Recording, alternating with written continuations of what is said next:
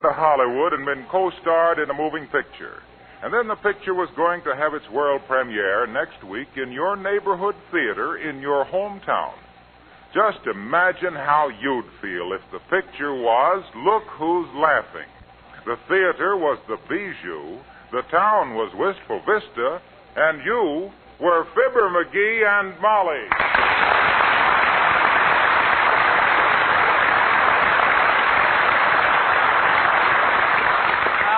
Isn't it thrilling, McGee? Yeah. Imagine us in the movies and having the premiere right here in Wistful Vista. Well, this town's been good to us, and they deserve it.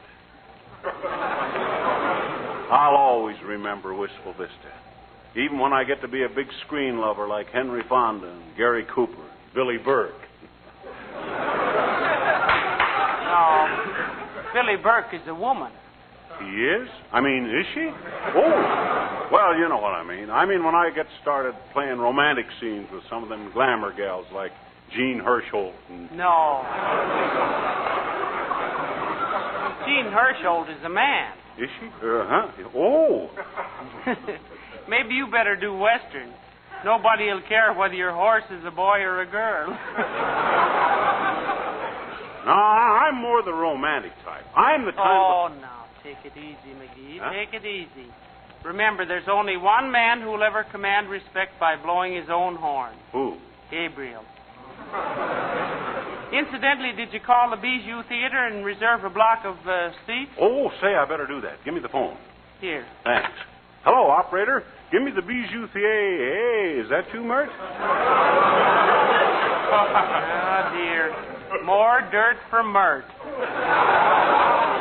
How's every little thing, Mert? It is, eh? What's say, Mert? Your sister. Broke her nose, eh? Oh, that's wonderful, Mert. Oh, heavenly days, McGee. What's wonderful about that? Her sister made a lot of dough on the stock market, but just how much? Only her broke her nose.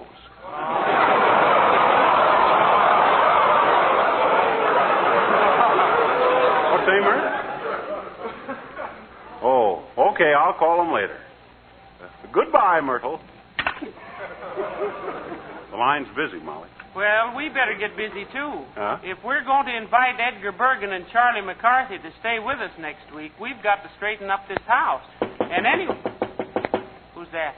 I'll peek out and see. Oh, it's Mrs. Uppington. And you ought to see her. She's got on one of them off-the-face hats. Well, on her it should look good. She's got one of those off-the-hat faces. Come in. Oh, how do you do, Mrs. Uppington? So nice to see you. How do you do, my dear? And Mr. McGee? Hi, Uppy. Well, you look in the pink of condition. Though I didn't know conditions were that bad. Oh, Mr. McGee, you mischievous boy. Yeah, I'm a rip. Yes. I'm afraid you're always pulling my arm, as the saying goes. It's leg, as the saying really goes, Abigail. Yeah. I know, my dear, but I have always maintained that humor was not necessarily dependent on vulgarity. No, but it sometimes helps. Hey, what you got there, Uppy? Been doing some Christmas shopping? Christmas shopping? Oh, my, I almost forgot. Here, this is for you. For us? Oh, Abigail, you shouldn't have done it. How do you know she shouldn't have, Molly? What is it, Uppy? You may unwrap it if you wish, Mr. McGee. Oh, okay. Oh, well, what? Well, heavenly day. Oh, a drinking fountain. A new smoking stand. Oh. And streamlined. Why, it's beautiful, Abigail, but why? Well, my dear, with all those important people coming for the premiere next week, I thought that... Oh, well, I did want your house to look nice. And the one bad note in this room, to me, has always been that ash receiver of Mr. McGee's. So I took the liberty Oh, of... how thoughtful of you, Mrs. Uppington. I'm simply delighted. Yeah. And that old smoking stand of McGee's was beginning to smell horribly of cigars. Well, it's getting hard to find cigars made of gardenias. Defense program, you know. Ah, but thanks, Uppy. Gee, it's really beautiful. Well, the the only thing is, it makes your Davenport look very shabby and tired. Oh, say. It doesn't that, McGee. Huh? Look at that velour. The nap looks like it just heard the alarm clock. Well, you could get a new Davenport, you know. Oh, we might at that, McGee. What do you say? Well, I don't know, Say, Molly. come to think of it, there's a clearance sale at the Bonton, isn't there, Abigail? Oh, indeed there is, my dear. In fact, I just bought this hat there. Isn't it simply ducky? It's ducky, all right. It's as foul a hat as I McGee. It's quite all right, Mrs. McGee.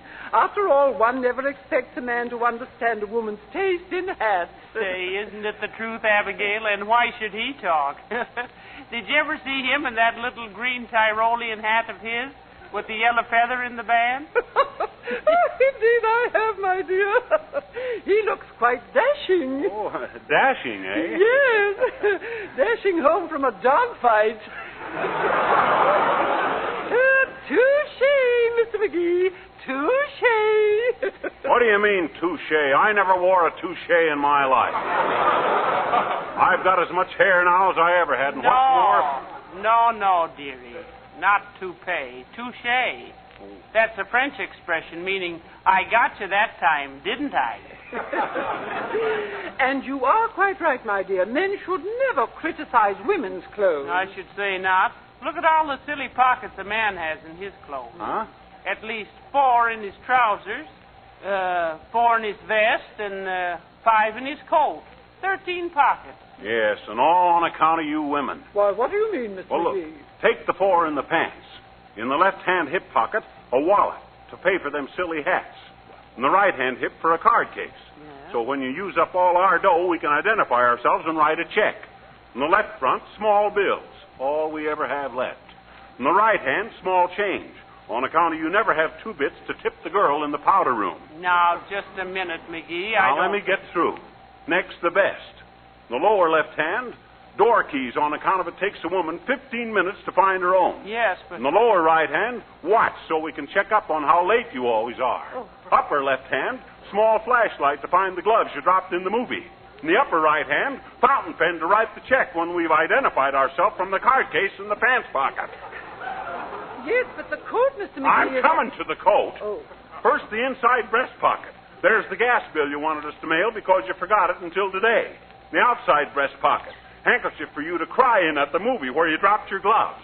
On the lower left side, compact and lipstick where you ain't got room for them in on account of your purse. And the lower right side, empty, so you can tuck your hand in and get it warm on account of you lost your gloves in the movie. Ah, toupee, girls, toupee.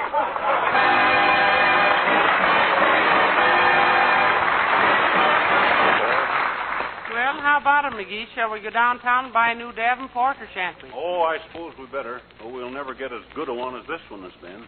Yeah, you'll never save that many cigar coupons again, either. You said it, baby. I practically inhaled all the furniture in this room. Well, I wish you'd have taken a few extra puffs and got a better-looking floor lamp. What's the matter with the floor lamp? Well, the cord's all frayed, for one thing. I've told you a dozen times to run the wire under the rugs. Doggone it, I tried to, and darn near smothered under there. Well, never mind that. Now, get your hat and let's get going. With this clearance sale, we ought to get a nice Davenport. Oh, come in. Hi, mister. Oh, hi, little girl. I'm sorry I haven't got time to talk to you now. I got to go downtown. Why? Got to buy a new Davenport. Why? Well, because we're expecting some important guests next week. Why? Because they're holding the world premiere of our picture at the Bijou Theater next week, that's why. And stop asking why. I says stop. No. Sis, you're impossible. I am not, I betcha. Oh, yes, you are. Oh, no, I'm not. Oh, yes, you are. Oh, no, I can't be impossible, I betcha. Why? Because impossible means it couldn't happen, and I happen. Why? And stop saying why. Okay. All I can say, sis, is you've certainly got a gift for butting in here whenever we're ready to go someplace. Gee, have I, mister? What is it? What's what? My gift. I didn't say you had a gift. You did, too? I heard you just as plain. Well, I didn't mean it that way. I meant it. Engine giver, engine giver, engine giver. That bad, sis, keep quiet. I'll give you a gift. I'll do anything. But quit yelling at me. Now, what do you want? Tell me a story. Gee. Sis, you mean to stand there with your first teeth making a last stand? And ask for a story when you know darn well we're in a hurry to get downtown? Gee, mister, I guess you don't love little children. Yes, I do, too, love little children. Don't you love big men? Gee, sure I do, mister. You want me to tell you a story, do you, Oh, I'd much prefer that. Go ahead. Okay. Once upon a time, there was a little Boston Bull Terrier, and some bad boys tried to tie a tin can on him, but they couldn't do it.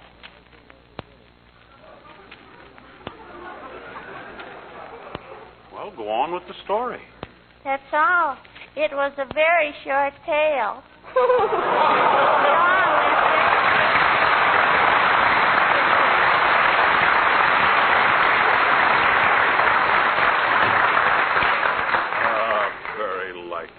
If that little twerp ever... McGee, never mind that. We got to get down to the furniture store. It's getting late. Oh, it is. Okay, well, come on, let's go.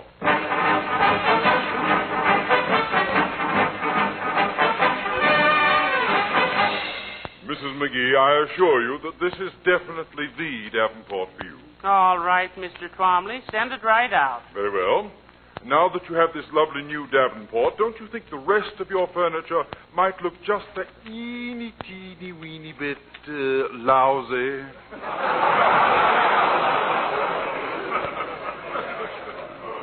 Now, wait a minute, Twom. You can't stand there... He's right, McGee. Absolutely right.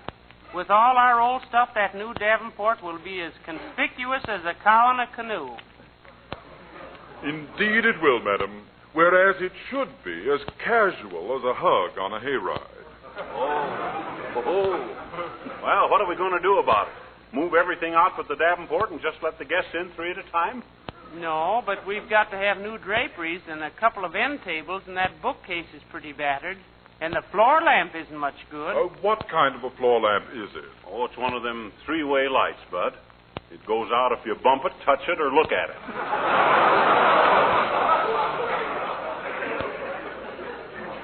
Well, maybe you're right, Molly. Why, of course I'm right, McGee. Next week is one of the most important occasions in our lives. And with some new furniture, why, we... Hello, Molly. Hello, Fibber. Hello, Harlow.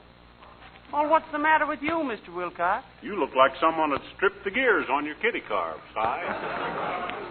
Oh, it's nothing. Forget it. I just met Billy Mills down the piano department, and he offered me tickets to a football game, and I lost my temper, that's all. Heavenly days, why? Well, I just dislike football, that's all. I despise it. I hate football. I don't understand, Mr. Wilcox. Why should you have such an aversion to the thrilling spectacle of 11 muscular gentlemen kicking the teeth out of 11 other muscular gentlemen? Well, I'll tell you what my aversion is.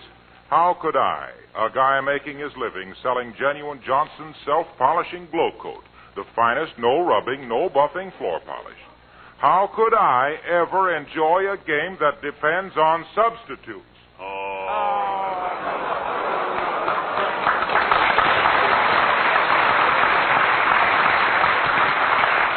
Always sending in substitutes. It burns me up. Oh, but Mr. Wilcox, you could watch the practice games. Maybe a good scrub team would... Listen to her. Scrub team. Don't say scrub to me. With Johnson's self-polishing glow coat making your kitchen linoleum so easy to keep clean and beautiful without old-fashioned scrub... Whoop. Oh, I can't stand it. Let me out of here. Scrub team. Substitute. Football.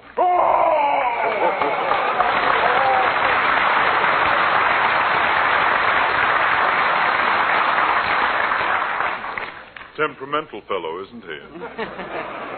Oh, he takes his work very seriously, Mr. Twomley. Yeah, he's almost too conscientious. That guy won't even send the home office a night letter unless it's a nice night. Well, what am I waiting for? Or what are we waiting for? Where are the draperies, Mr. Twomley? Oh, yes, the draperies. Right down the stairs over here, Mrs. McGee.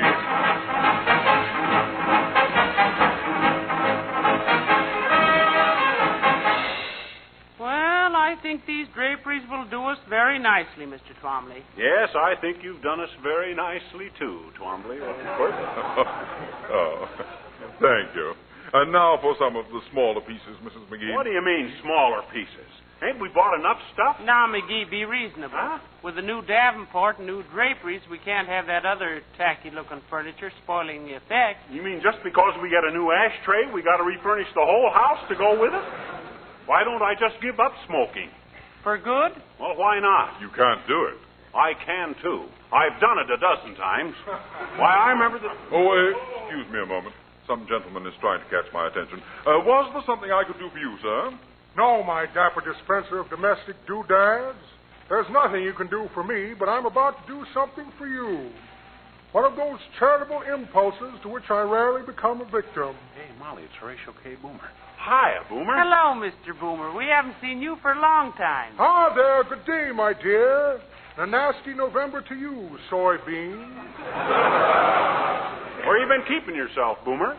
Haven't been keeping myself, egg roll. I've been kept. Been detained for a few months upstate on a charge of loitering. Oh, loitering. Why, they can't sentence you for several months just for loitering. They can if you're loitering in the First National Bank after closing hours, my dear. Well, what were you doing in there after hours? Just trying to straighten out a check, stub. But what was it you wished to see me about, sir? Oh, yes. Thought you might like to know I saw a shoplifter upstairs. On the 4th floor in the West Wing. Suggest you investigate. Heavenly days, a shoplifter. Are you sure, Mr. Boomer? Certainly, certainly. I should know a shoplifter when I see one. Oh, I'll say you should, Boomer. You've seen so much of the seamy side of life, you got lint in your outlook. Well, thank you very much, Mr. Boomer. I'll report the matter very shortly. We don't like shoplifters in here. Glad to be of service, my boy. Remember, 4th floor, West Wing. Saw the fellow several times with my own eyes. Well, good day, my dear. A superficial so long to you, simp. So long, Boomer.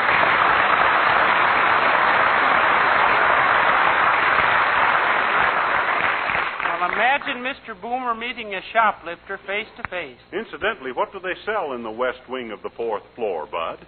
Looking glasses and mirrors. Oh. Now, let's see. What other furnishings did you have in mind, Mrs. McGee? Perhaps...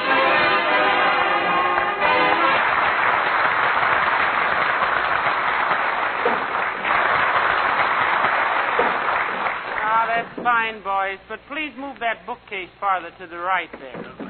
Careful, fellas. Don't scratch my new ashtray. That's it. Thank you very much. Okay, lady. Well, how does it look, McGee? I gotta admit... Everything in its place already. Yeah, looks pretty good, Molly. Especially the ashtray. You know, if it hadn't been for Mrs. Uppington, we'd have never refurnished this room. Bless her heart. I wish she had to pay the bill, darn her hide. Now, don't talk like that, dearie. This room is really livable now. The only thing I don't like is this new rug, Molly.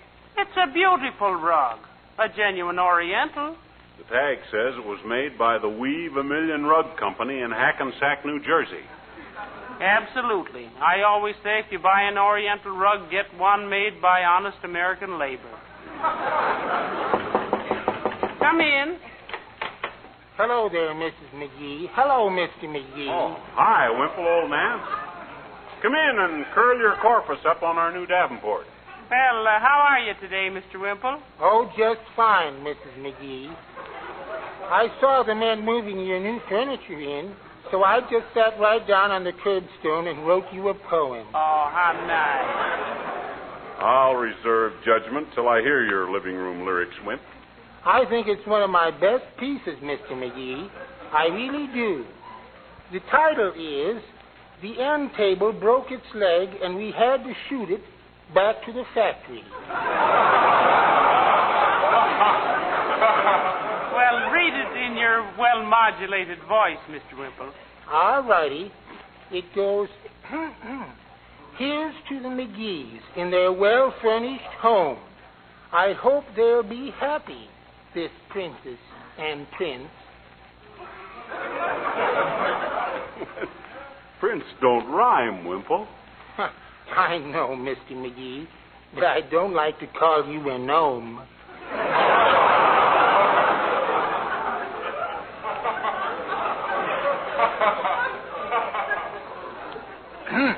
They have only one piece which the room could well lack. That new straight-back chair should be sent right straight back. Do you like it? What, the chair or the poem? I think it was very sweet of you, Mr. Wimple. Do you often sit down on curbstones and write poetry? Oh, we poets must work wherever the mood strikes us, Mr. McGee. Some of my best work I do while I'm, well, almost anywhere in the house.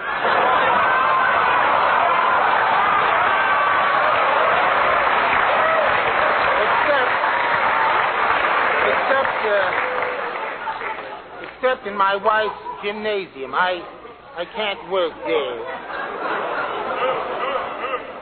See, your wife is very athletic, isn't she, Mr. Wimple? Indeed, she is, Mrs. McGee. She can put the shot 99 yards, you know. Honest? You go in for any of that stuff, Wimple? Only the 100-yard dash, Mrs. McGee. Well, hasn't Mrs. Wimple any feminine qualities, Mr. Wimple? Oh, yes, Mrs. McGee, of course. She's really a very feminine person. You should see men leap up to give her their seats on the streetcar. Do they really? Indeed they do. Or else. Well, I just dropped in to say hello, folks. So, goodbye.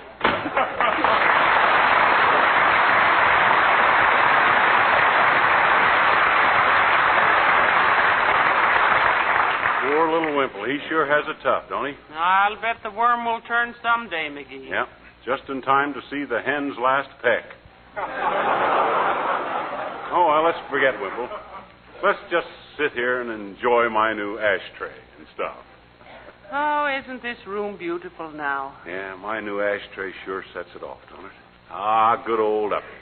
Oh, and isn't this Davenport comfortable, though? Yeah, I'll bet my hip will heal up now where that spring always dug into it. I wouldn't be surprised. Just look how the pattern in those draperies harmonizes. Oh, now who? Come in. Oh, hello, Mrs. Uppington. Come in and see what you're responsible for. What I'm responsible... Oh, my dear. Oh, it's lovely. All new furniture and draperies. And a rug. Oh, how lovely. You like it, Uppy? It's simply charming, Mr. McGee. If I had done it myself, I wouldn't change a thing. Not a single thing. Except possibly... Except what? That smoking stand. It's a little modernistic for the room, wouldn't you say? The smoking stand? But, Dad, Rat, the whole room was refurnished around that smoking stand, and I love it. And you gave it to us. Oh, yes, I know, but since you have redecorated, it is entirely out of key. Oh. Now, here, I'll show you. No. Let's throw it out. No. What? Yeah. No. Wait a minute. Oh. There now. Isn't that better? Now the room is utterly charming. Oh, I don't know what gave you the idea to do it over, but it was a splendid idea. Goodbye.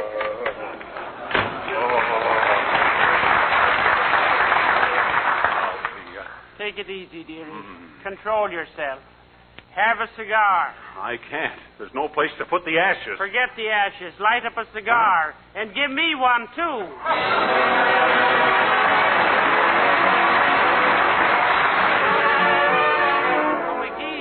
Are Edgar Bergen and Charlie McCarthy really going to visit us next week? Sure they are. Positively? Absolutely. How can you be sure? Because Charlie McCarthy promised me on Ben